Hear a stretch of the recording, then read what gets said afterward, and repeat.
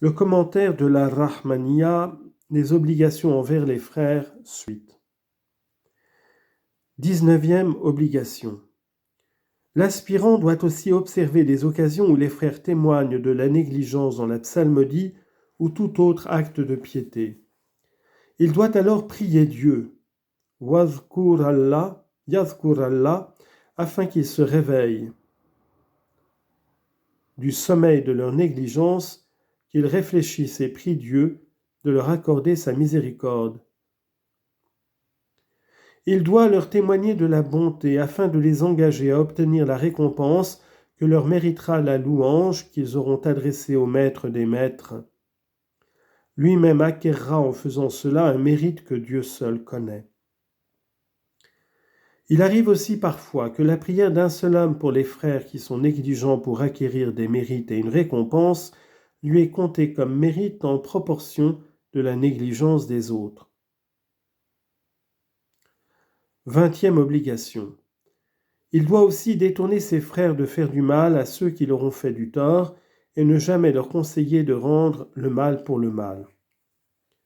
Un hadith dit « Rends le dépôt à celui qui te l'a confié et ne trompe pas celui qui t'a trompé. » On lit dans les psaumes de David « Ô David, ne fais pas de mal à celui qui t'a fait du tort, si tu veux que je t'accorde mon secours, car celui qui fait du mal à celui qui lui en fait se prive de mon secours. »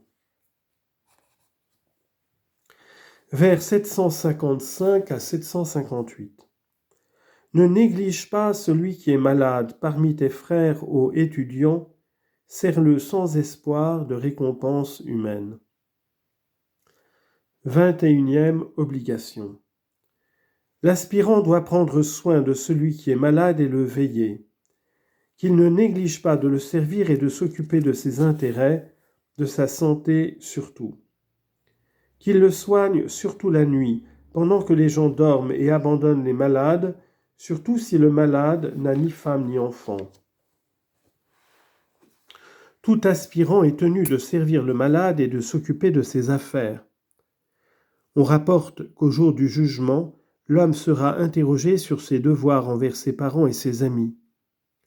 Si le malade n'a pas le moyen de subvenir à ses dépenses, les frères doivent faire ses dépenses de leurs biens propres ou emprunter de l'argent pour le malade. On a dit que Dieu aide l'homme tant que l'homme aide son frère. Les mots « serre-les sans espoir » disent que ce travail doit être fait avec pureté d'intention et sans espoir de récompense ou de remerciement, car l'action faite dans des buts humains ne monte pas vers le ciel et Dieu ne l'agrée pas. Vers 759 à 762. Ne leur cause aucune peine, ne leur occasionne aucun souci, ne les blâme pas en tes paroles, et prie pour eux le Seigneur. 22e obligation. La Torfa mentionne comme obligation que l'aspirant ne cause aucune peine à ses frères ou à son shir.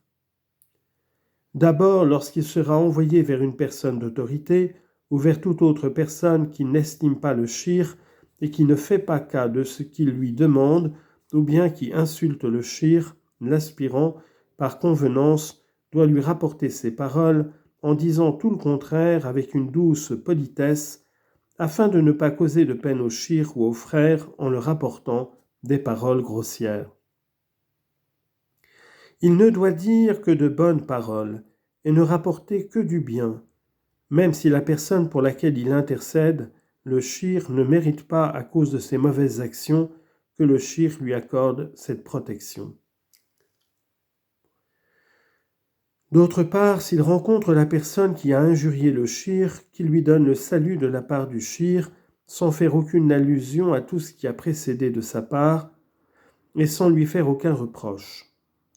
Cette manière d'agir rapproche les cœurs, fait disparaître la rancune et diminue le nombre des ennemis des frères. 23e obligation. L'aspirant ne doit leur occasionner aucun souci d'aucune manière. L'intention de l'auteur est évidente lorsqu'il distingue entre les termes de hamma, souci, et ram, peine. La peine ramma est la tristesse qu'éprouve le cœur à cause d'une chose passée. Le souci ham est la tristesse qu'éprouve le cœur à cause d'une chose à venir.